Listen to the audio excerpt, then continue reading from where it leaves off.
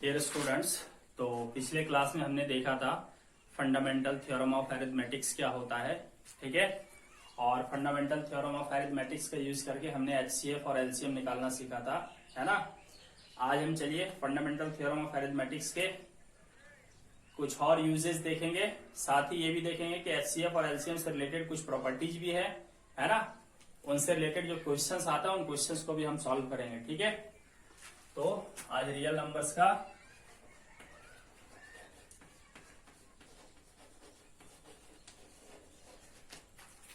Fourth lecture है ये।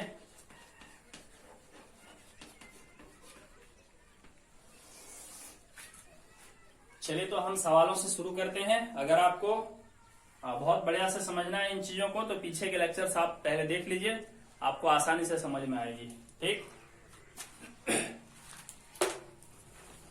तो पहले हम एक सवाल लेते हैं। क्वेश्चन है if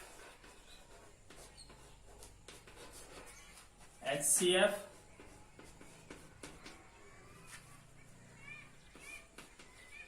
of 510 and 92 is equal to 2। तो सवाल है फाइंड LCM of 510 and 92। ठीक है, HCF इतना है तो LCM कितना होगा। तो ध्यान दीजिए, कभी भी दो नंबर्स का HCF अगर आपको पता हो, दो, तीन का नहीं, या दो का अगर आपको HCF पता हो तो उनका LCM बड़े आराम से निकलता है ना। फॉर्मूला देखो क्या होता है, HCF इंटू LCM, है ना, ये सॉल्यूशन है। HCF into LCM equal to होता है product of first number into second number. ठीक है, तो क्या करेंगे, HCF तो हमें पता है 2, LCM नहीं पता है तो इसे हम लिखेंगे LCM product of first number into second number, है ना। फर्स्ट नंबर और सेकेंड नंबर का प्रोडक्ट हमें ले लेना है। ठीक है, यहाँ इंटू नहीं लगेगा, अभी एंड लगेगा चूंकि प्रोडक्ट लग चुका है। तो फर्स्ट नंबर, पहला नंबर कौन सा है 510 और दूसरा नंबर यहाँ पे कौन सा है 92। ठीक है, तो यहां से हम LCM बड़े आराम से निकाल सकते हैं। 510 इंटू 92 डिवाइडेड बाई 2 से इसको डिवाइड करो, 2 4 जा 8, 46 इंटू 510 मल्टीप्लाई करेंगे हम लोग, आंसर आएगा 23,460। ये LCM निकल आएगा। ठीक है, चलिए इसी तरह के एक क्वेश्चन आपको देता हूं प्रैक्टिस के लिए। If HCF of 48 and 28 is 4, then find LCM। किसका 48 का और 28 का। ये क्वेश्चन आप खुद सॉल्व कीजिएगा। चलिए अब हम एक दूसरे टाइप का क्वेश्चन देखते हैं।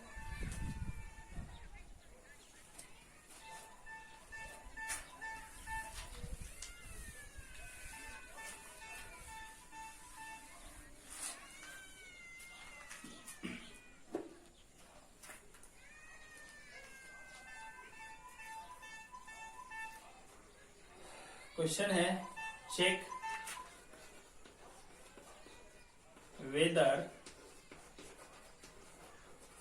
whether 6 to the power n ends in 0 for any natural number n। ठीक है, कह रहा है n के जगह पर अगर हम कोई नेचुरल नंबर रखें तो क्या ये 0 पे एंड हो सकता है क्या। तो ये हमें चेक करना है 0 पे एंड होगा या नहीं होगा। ठीक है, पहले हम क्वेश्चन को बढ़िया से समझ लेते हैं। क्या कह रहा है कि 6 का पावर n है और n कोई भी नेचुरल नंबर है, ठीक है। तो क्या ये कभी 0 पे एंड हो सकता है क्या? तो चलिए हम यहाँ ट्राई करके देखते हैं। चलिए n नेचुरल नंबर हमें पता है 1 से शुरू होता है, तो 1 रखेंगे तो 6 आ गया, ये 0 पे एंड नहीं हुआ। अगर हम यहाँ 2 रख दें तो 36 आ जाएगा 6 का स्क्वायर, फिर 0 पे एंड नहीं हुआ। अगर हम यहाँ पे क्यूब कर दें तो आ जाएगा 216, फिर 0 नहीं आया। तो आपको लगता है कि कभी ये 0 आने वाला है, 0 से एंड होगा ये नंबर? अगर हम n की जगह पे कोई भी नेचुरल नंबर रख दे तो ऐसा हो ही नहीं सकता, ठीक है, नहीं आएगा। बट ये बात हमें चेक करनी है। तो क्या ऐसे चेक करेंगे 1 2 3 रख करके? ऐसे हम चेक नहीं कर सकते। क्यों नहीं कर सकते? क्योंकि नेचुरल नंबर तो इनफाइनाइट तक है, तो सबको एक एक करके रख के चेक करना पॉसिबल नहीं है। तो हम कैसे सॉल्व करेंगे इसको? तो हम यहाँ पे फंडामेंटल थ्योरम ऑफ अरिथमेटिक का अप्लाई करेंगे, ठीक है। देखिए सॉल्यूशन, ये जो 6n है ना, इसका हम प्राइम फैक्टराइजेशन करेंगे, ठीक है। तो 6 का फैक्टर कौन कौन सा होगा? 2 और 3, इसका पावर क्या हो जाएगा? n, ठीक। तो यहां पे हो गया 2 टू द पावर n और 3 raise to the power n, ठीक है। अकॉर्डिंग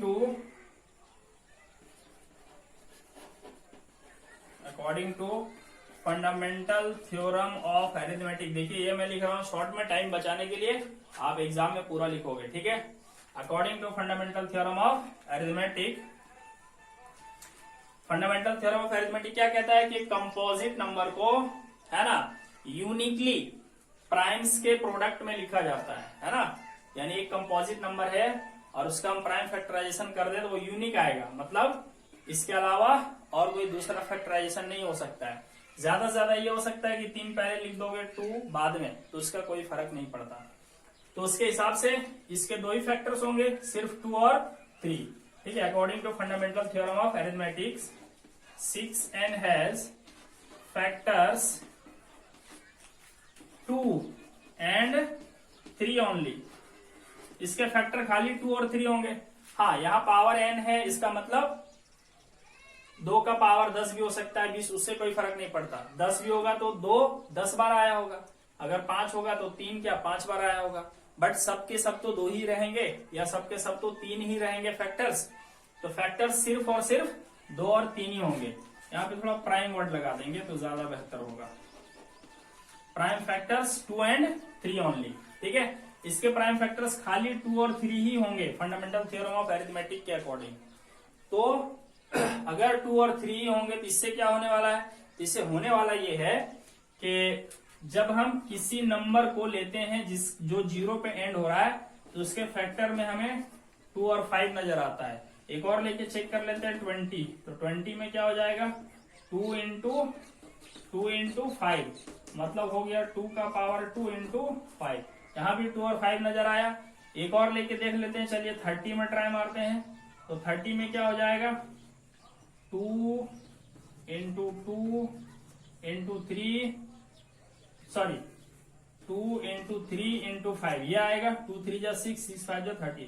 फिर से यहाँ 2 और 5 आया, ठीक है। और ट्राई कर लेते हैं, 40 ले लेते हैं हम लोग। तो 2 इंटू 2 इंटू 2 इंटू 5, यानी कि अगर हम इसको इंटीग्रल पावर में लिखें तो 2 का पावर 3 इंटू 5। फिर से 2 और 5 आया। मतलब ये बात तय है कि अगर कोई नंबर 0 पे एंड होता है तो उसके प्राइम फैक्टर्स में 2 और 5 का होना जरूरी है, ठीक। कहीं भी ट्राई कर सकते हो, कोई भी नंबर ले लो, इवन 100 लेकर के ट्राई मार लो। तो 100 का मतलब क्या हो गया? 2 इंटू 2 इंटू 5 इंटू 5, देख सकते हो 2 2 जा 4, 4 5 जा 20, 25 जा 100। तो ये आ गया 2 का पावर 2, 5 का पावर 2। तो कोई भी नंबर अगर 0 पे एंड हो रहा है ना, 0 पे एंड हो रहा है, तो उसके प्राइम फैक्टर्स 2 और 5 होंगे ही। इसके अलावा और भी चीजें हो सकती है, जैसे यहाँ पे आपको दिखा 3, है ना, लेकिन 2 और 5 का रहना जरूरी है। तो यहाँ हम देख रहे हैं कि इस वाले नंबर का जो प्राइम फैक्टर्स है उसमें 2 और 3 सिर्फ है, 5 है ही नहीं। तो जब 5 नहीं है तो ये कभी भी 0 पे एंड नहीं हो सकता है। तो आगे क्या लिखेंगे हम लोग? तो हम लिखेंगे a number ends with digit, a number ends with digit 0 if its prime factorization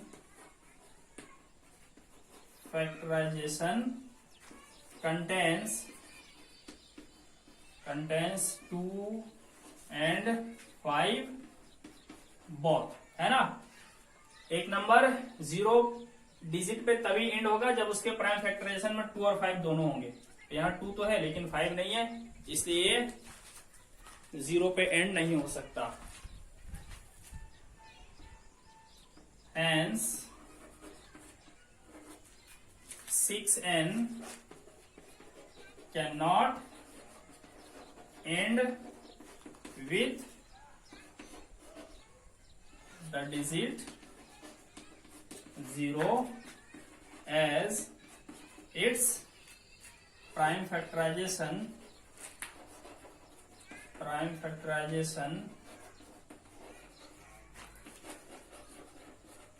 does not contain 5, है ना। इसके प्राइम फैक्टराइजेशन 5 नहीं है, इसलिए कभी भी एंड नहीं हो सकता है 0 पे, ठीक है। चलिए एक और सिमिलर क्वेश्चन ले लेते हैं हम लोग, है ना। चलिए क्वेश्चन बदलते हैं हम लोग। Check whether 4n ends in 0 for any natural number n, ठीक है। सेम वही क्वेश्चन है, खाली हमने 6n के बजाय 4n कर दिया। क्या इसको प्रूव कर सकते हो? तो मैं छोड़ देता हूं आपके प्रैक्टिस के लिए, बस हिंट कर देता हूं कि 6 के जगह पे जब आप 4 लिखोगे तो 4 का फैक्टराइजेशन 2 आएगा, तो 2 का पावर यहाँ पे 2n हो जाएगा, ठीक है।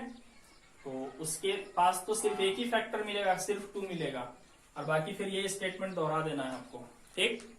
चलिए अब हम नेक्स्ट क्वेश्चन लेते हैं। क्वेश्चन नंबर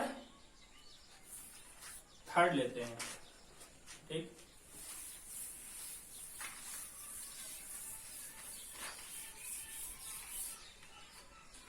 क्वेश्चन नंबर 3 है,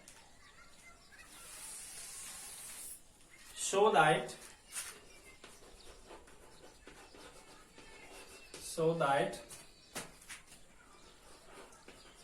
8n can never end with the digit 5 for any natural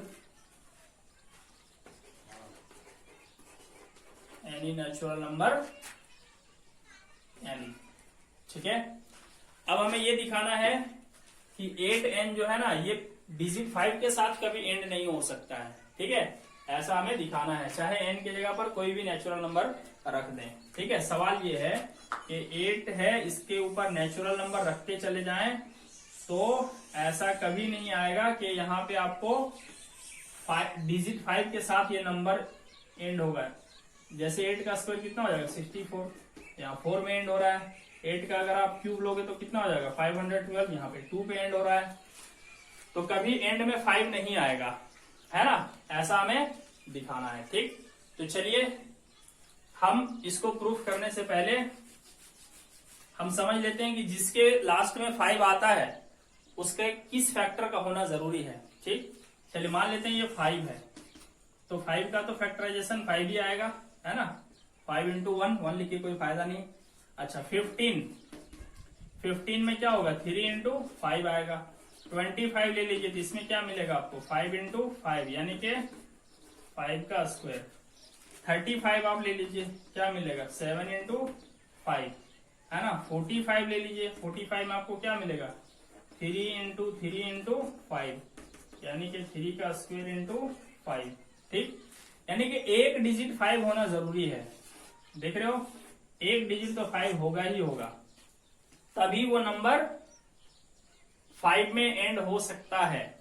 लेकिन सावधान रहिए, अगर 10 आ गया तो यहां भी 5 है लेकिन ये डिजिट 0 में एंड हो गया। तो 5 में एंड होने का शर्त यह है कि 5 होगा लेकिन 2 नहीं होगा, है ना। 5 होगा लेकिन 2 नहीं होगा, ठीक है। अगर 2 रह गया, ठीक है, और 5 भी रह गया, तब जाकर के क्या हो जाएगा, वो तो 0 में एंड हो जाएगा, ठीक है। तो हमें यहां पे क्या दिखाना है कि इसके फैक्टराइजेशन में, है ना, 2 और 5 जो है वो नहीं होंगे, यहां पे सिर्फ और सिर्फ 5 होगा, तभी ये 5 में एंड होगा। अगर 5 नहीं है तो इसका मतलब है कि ये कभी भी 5 में एंड हो ही नहीं सकता, ठीक है। तो इसका सॉल्यूशन हम देखिए फंडामेंटल थ्योरम ऑफ अरिथमेटिक से करेंगे, है ना। ये बात आपको यहाँ पे समझ में आई ना कि कोई नंबर अगर 5 डिजिट के साथ एंड हो रहा है तो उसके फैक्टराइजेशन में 5 का होना जरूरी है, लेकिन 2 नहीं होना चाहिए। तो यहाँ पे हम लोग देख रहे हैं A10 को क्या लिखा जा सकता है, 2 इंटू 2 इंटू 2, इसका पावर n। तो 2 इंटू 2 इंटू 2 क्या हो गया, 2 का पावर 3 और इसका पावर n। तो देखिए ये दोनों मल्टीप्लाई हो जाएगा, 2 का पावर 3n। इसका मतलब है कि इसका फैक्टराइजेशन में सिर्फ हमको 2 ही मिलने वाला है, 2 के अलावा कुछ मिलने वाला नहीं है। क्योंकि फंडामेंटल थ्योरम ऑफ अरिथमेटिक क्या कहता है कि ये फैक्टराइजेशन यूनिक है और कोई फैक्टराइजेशन हो ही नहीं सकता इसका, यानी कि इसके फैक्टर सिर्फ 2 होंगे, ठीक है। तो लिखेंगे by fundamental theorem of arithmetic the prime factorisation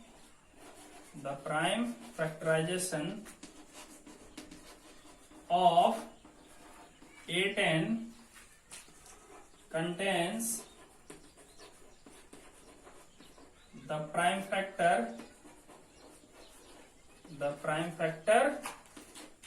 2 only, है ना। इसके फैक्टर सिर्फ और सिर्फ 2 ही होंगे, ठीक है, इसके अलावा कोई फैक्टर इसका होगा ही नहीं।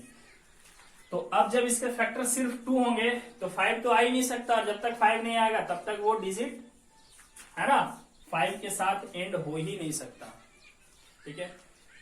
तो अब हम आगे लिखेंगे a number ends with the digit 5 if its prime factorization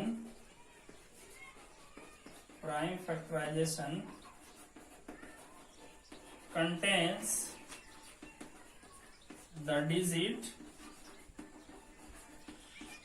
5 but not 2, ठीक है। प्राइम फैक्टराइजेशन में 5 होगा लेकिन 2 अगर नहीं होगा तभी वो डिजिट 5 के साथ वो नंबर एंड होगा। तो यहां पे नहीं है, तो इसलिए लिखेंगे hence 8 to the power n cannot end with the digit 5, ठीक है। ये 5 डिजिट के साथ एंड नहीं हो सकता। क्यों नहीं हो सकता, कारण यहाँ एक्सप्लेन कर सकते हो, है ना। वैसे यहाँ एक्सप्लेन किया जा चुका है, लेकिन यहां भी कर सकते हो एज प्राइम फैक्टराइजेशन। छोड़ दो हटा, बस इतना ही काफी है। ये स्टेटमेंट सबसे इंपॉर्टेंट देखिए, ये वाला, है ना, अ नंबर, है ना, ये स्टेटमेंट यहां से लेकर के यहां तक, ये स्टेटमेंट बहुत इंपॉर्टेंट, इसको आप रट लीजिए सीधा। और इसी तरह इससे पहले जो हमने स्टेटमेंट लिखाया, जब हमें प्रूफ करना था कि 0 डिजिट के साथ नंबर एंड नहीं होगा, तो उसमें जो स्टेटमेंट लिखा था वो भी आप रट लीजिए। ये 2 ही तरह के इसमें सवाल आते हैं, है ना। आपको यही प्रूफ करना रहेगा कि दिखाइए कि लास्ट डिजिट 0 नहीं होगा या लास्ट डिजिट 5 नहीं होगा, ठीक है। चलिए अब हम दूसरे तरह का प्रॉब्लम देखते हैं। एक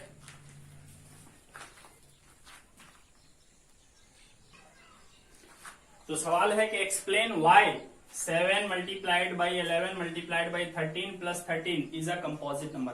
बताइए कंपोजिट नंबर क्यों है। तो आपको पता होना चाहिए कोई नंबर कंपोजिट क्यों होता है ना। तो सीधी सी बात है, कंपोजिट वो इसलिए होता है क्योंकि इसके 2 से ज्यादा प्राइम फैक्टर्स होते हैं, है ना। कोई भी नंबर जिसका 2 से ज्यादा प्राइम फैक्टर है, समझ लीजिए कि वो क्या है, कंपोजिट नंबर है, ठीक।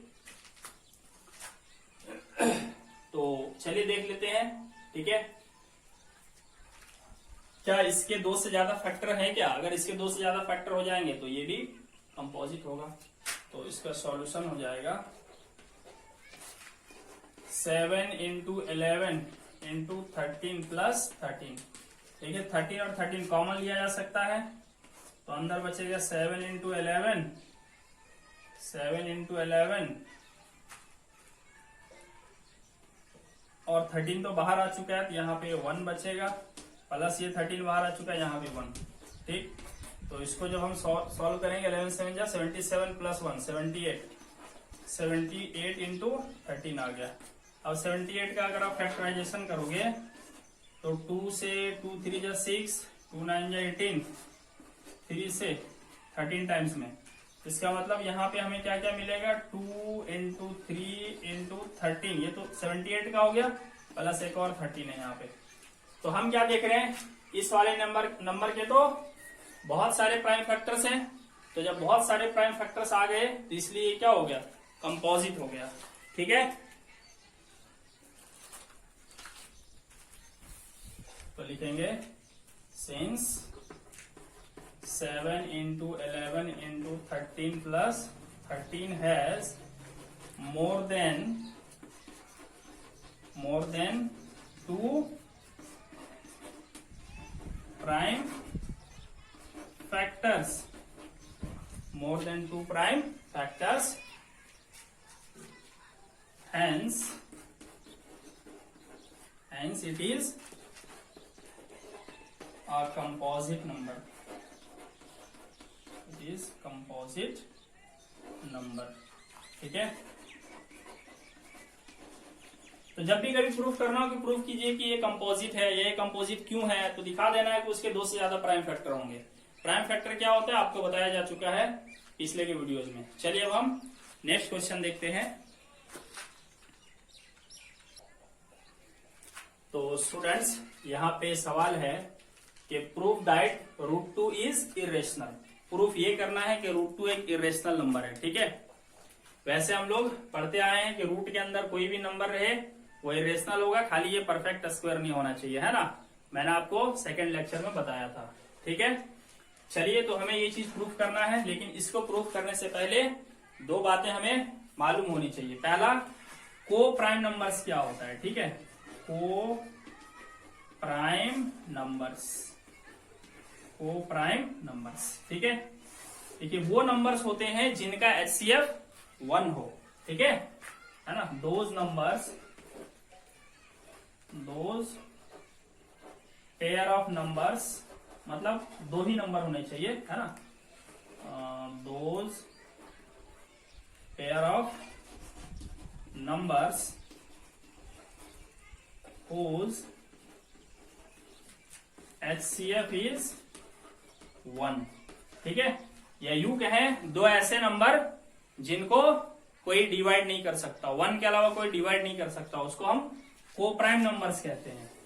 ठीक है, जैसे 3 और 4 ये दोनों को प्राइम है ना। हालांकि 4 के बारे में कह दिए प्राइम नंबर नहीं है, लेकिन इन दोनों को हम को प्राइम कह सकते हैं। क्यों कह सकते हैं, क्योंकि इन दोनों का HCF जब हम निकालेंगे तो 1 आएगा। ठीक, अच्छा दूसरी बात, ऐसा कोई नंबर नहीं है जो इन दोनों को डिवाइड कर सकता है एक्सेप्ट 1 को छोड़ करके। ठीक, तो इसी तरह ये दोनों को प्राइम हो गए, है ना। और ले सकते हैं हम लोग, जैसे 7 और 10 ये दोनों भी को प्राइम हो गए। हालांकि 10 प्राइम नंबर नहीं है, लेकिन दोनों को एक साथ हम को प्राइम कह सकते हैं। क्यों कह सकते हैं, क्योंकि इन दोनों का HCF 1 आने वाला है। ठीक, तो को प्राइम का ये मतलब होता है 2 नंबर्स को हम को प्राइम कह सकते हैं अगर उन दोनों का HCF 1 आ जाए। ठीक है, अच्छा दूसरी बात हमें और क्या याद रखनी है इस चीज को प्रूफ करने से पहले, कि अगर, है ना, मान लेते हैं 6 एक नंबर है, ठीक है, जो कि 6 स्क्वायर को डिवाइड करता है। ठीक है, 6 एक नंबर है जो कि 6 स्क्वायर को डिवाइड करता है। 6 स्क्वायर का मतलब 36। ठीक है, तो वो 6 को भी डिवाइड करेगा। ठीक, 6 जो है 6 स्क्वायर के इक्वल 36 आता है। 6 जो है 36 को डिवाइड करता है, इसलिए वो 6 को भी डिवाइड करेगा। चलिए यहाँ तो सेम नंबर ले लिया हमने, इसलिए यहाँ पे प्रॉब्लम हो सकती है। चलिए अलग अलग नंबर दे करके देखते हैं, ठीक है। जैसे मान लेते हैं हम लोग 2 जो है वो 4 के स्क्वायर को डिवाइड करता है, ठीक। तो 4 का स्क्वायर का मतलब 16 तो डिविजिबल है 2 से, तो 16 किसका स्क्वायर है, 4 का स्क्वायर, तो 2 जो है वो 4 को भी डिवाइड करेगा, जो कि बिल्कुल सही बात है, ठीक। कभी भी कोई एक इंटीजर किसी दूसरे इंटीजर के स्क्वायर को डिवाइड करता हो तो वो उसको भी डिवाइड करेगा, ठीक है। ये बात हमें ध्यान रखनी है।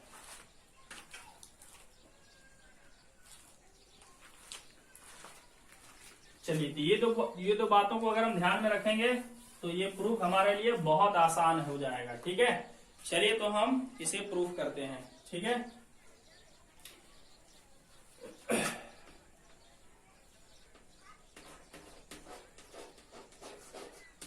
ठीक है, इसका प्रूफ देखते हैं हम लोग।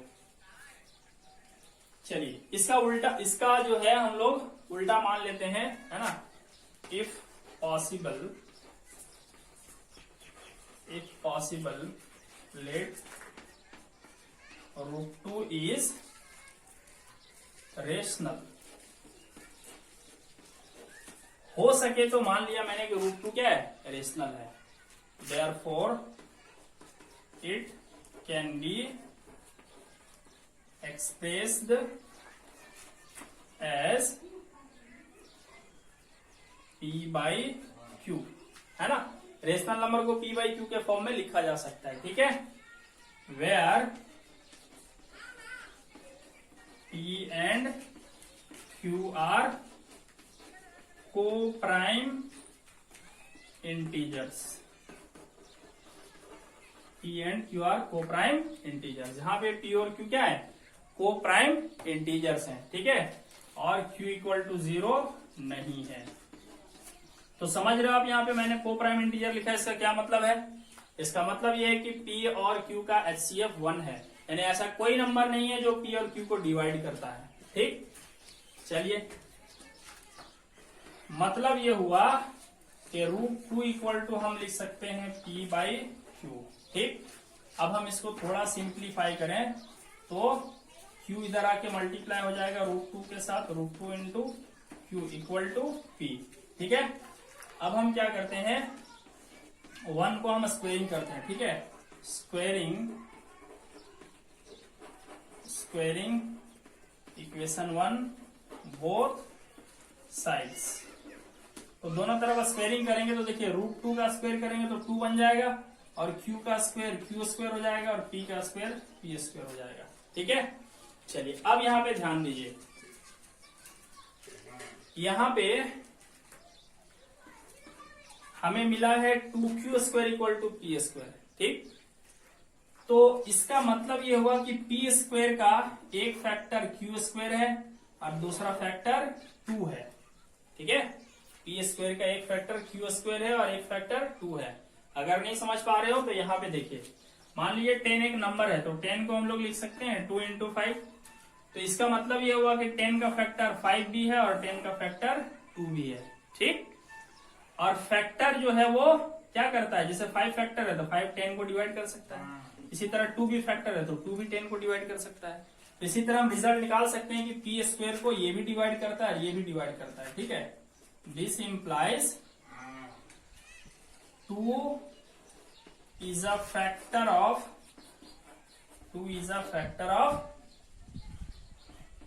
P स्क्वायर, ठीक है। या ऐसे भी लिख सकते हैं हम लोग,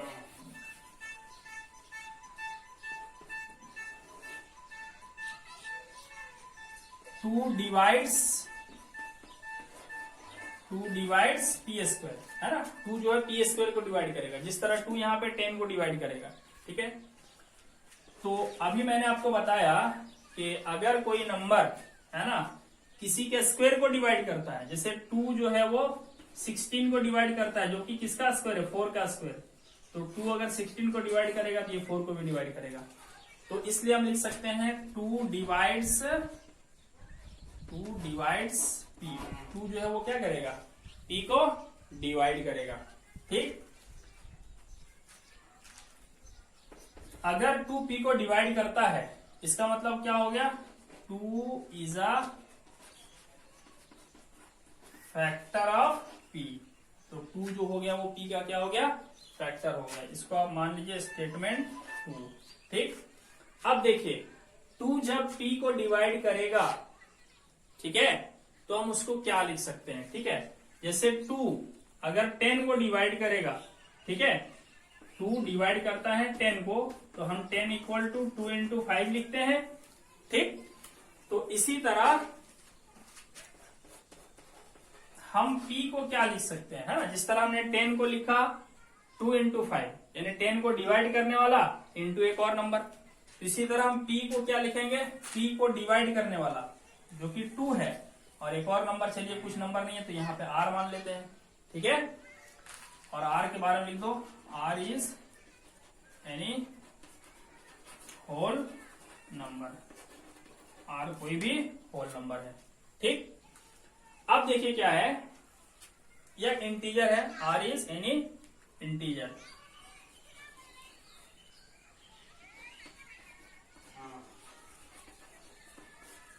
चलिए, तो अब p बराबर 2r हो गया। अब क्या करते हैं हम लोग, p का वैल्यू, है ना, इक्वेशन 1 जो है ना, इसको नहीं मानते हम लोग। अच्छा ठीक है, क्योंकि यहाँ पे स्टेटमेंट लिख चुके हैं हम लोग, है ना, तो चलिए p का वैल्यू यहाँ रख देते हैं, यहाँ नहीं रखते हैं, रुकिए, ये 1 हो गया, ये 2 हो गया, इसको 2 कीजिए, इसको 3 कीजिए।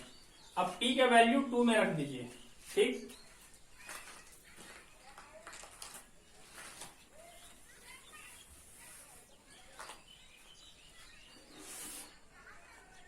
तो p का वैल्यू 2r है, तो इसको 2 में रख देंगे। तो 2 में हमारे पास इधर है 2q square equal to p square, तो p के जगह में 2r का स्क्वायर लिख देंगे हम लोग, 2r स्क्वेयर। ठीक, तो अब देखिए 2 का स्क्वायर यहां से करेंगे हम लोग, तो 4 आएगा और ये r स्क्वायर हो जाएगा। ये 2 इधर जाके डिवाइड कर देगा 4 को, तो 4 को डिवाइड करेगा तो q स्क्वायर बराबर बचेगा 2r स्क्वायर। अब यहां से हम क्या रिजल्ट निकाल सकते हैं, फिर से उसी तरह, जिस तरह 10 इक्वल टू हम लोग 2 इंटू 5 लिखते हैं, तो इसका मतलब है कि 10 का फैक्टर 2 है।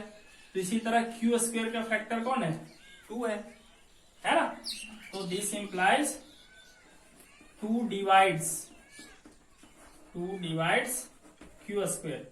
और अभी हमने यहाँ पे बताया था कि अगर कोई नंबर किसी के स्क्वायर को डिवाइड करता है तो वो नंबर उस नंबर को भी डिवाइड करेगा। तो दिस इंप्लाइज 2 डिवाइड्स q। इसका मतलब ये हो गया कि 2 is a factor of q। ये हो गया स्टेटमेंट 3। अब यहां पे हम क्या करेंगे,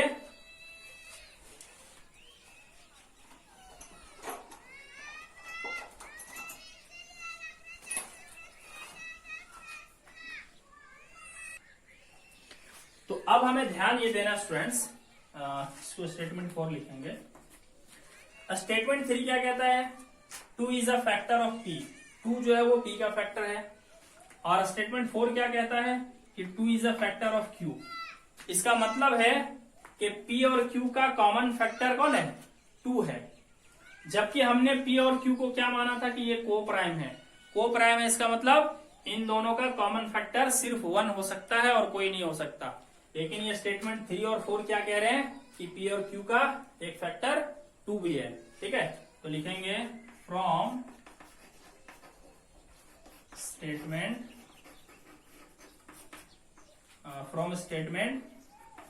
3 and 4, है ना, 2 is a factor of p and q। तो इससे क्या है, एक कॉन्ट्राडिक्शन पैदा हो जाता है। हमने p और q को माना था को प्राइम, यानी कि उसका कॉमन फैक्टर 1 होगा, है ना, लेकिन हम यहाँ देख रहे हैं कि उसका एक और कॉमन फैक्टर आ जा रहा है। तो पता है ऐसा क्यों आ रहा है, ऐसा आ रहा है हमारे रॉन्ग एजम्पशन की वजह से। हमने गलत मान लिया है कि √2 रेशनल है, तो इससे क्या प्रूफ होता है कि √2 रेशनल हो जाएगा। ठीक है, फ्रॉम, ठीक है, ये आ गया 2 is a factor of p and Q. But this contradicts our assumption.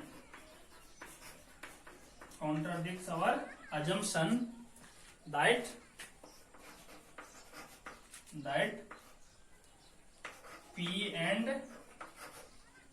Q are co-prime.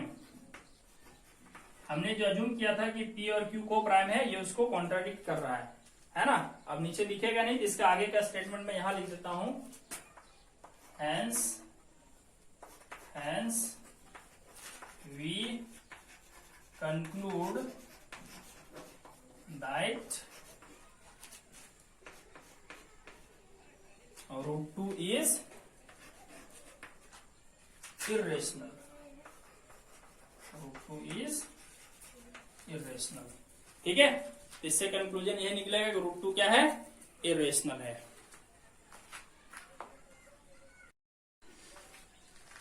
चलिए एक और क्वेश्चन लेते हैं। Prove that root 5 is irrational. ठीक है, तो चलिए इसको भी हम सिमिलरली इसी तरह प्रूफ करेंगे, है ना। यही सब कॉन्सेप्ट रहेगा जो हमने रूट 2 के लिए यूज किया था। तो फिर से वही बातें, if possible let root 5 is rational.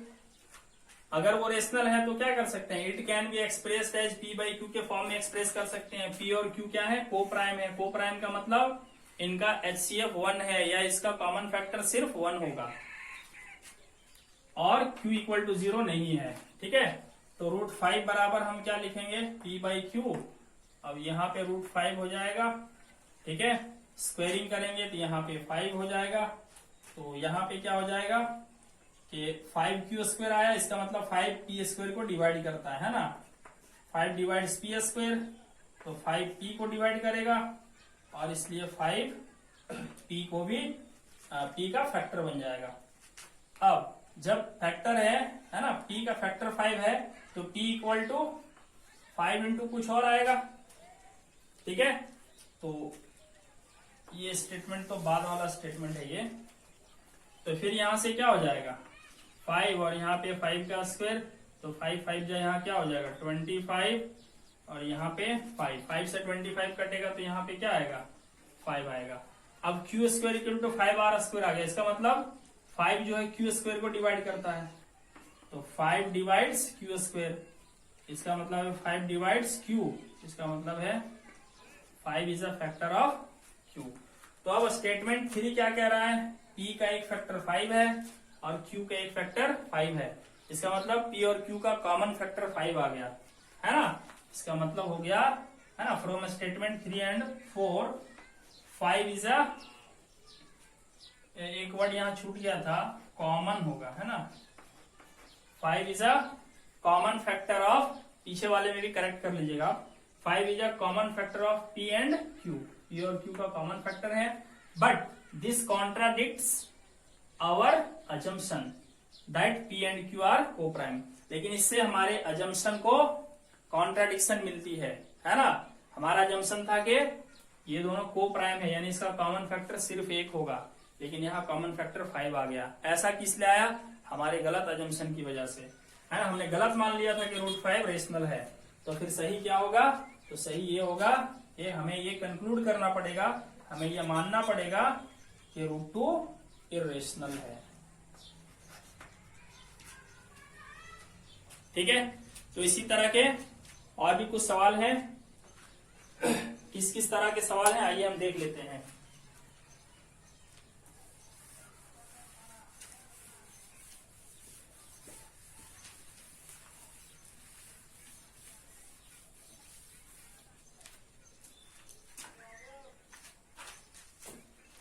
तो क्वेश्चंस इस तरह के मिलेंगे। Prove that first number 1 by root 2 irrational है, फिर हमें प्रूफ करना है सेकेंड नंबर 3 रूट 5 इरेशनल है, ऐसा प्रूफ करके दिखाइए। फिर थर्ड नंबर 5 प्लस √2 इरेशनल है, ऐसा हमें प्रूफ करके दिखाइए। ठीक है, फिर हमें क्वेश्चंस मिल सकता है ना, कि √2 माइनस 3 जो है वो इरेशनल है। ठीक, फिर 5वां हमें मिल सकता है कि दिखाइए कि √2 प्लस √3 इरेशनल है। ठीक है, 6ठा हमें मिल सकता है, दिखाइए कि √n प्लस √m, ये दोनों भी क्या है, इरेशनल है, लेकिन लिखा रहेगा यहाँ पे m and n are prime numbers. Prime numbers को शॉर्ट में प्राइम्स भी कहते हैं। तो इस तरह के सवाल हमको मिलेंगे प्रूफ करने के लिए। ठीक है, तो स्टूडेंट्स इन सब का प्रूफ हम अगले लेक्चर में देखेंगे। ठीक है, तब तक आप पीछे की वीडियोस को दोहराते रहिए और एनसीईआरटी की बुक है तो आप उसे सॉल्व करते रहिए। ठीक है, जहां तक हो सकता है वहां सॉल्व कीजिए, नहीं होता है तो अगले वीडियो का वेट कीजिए।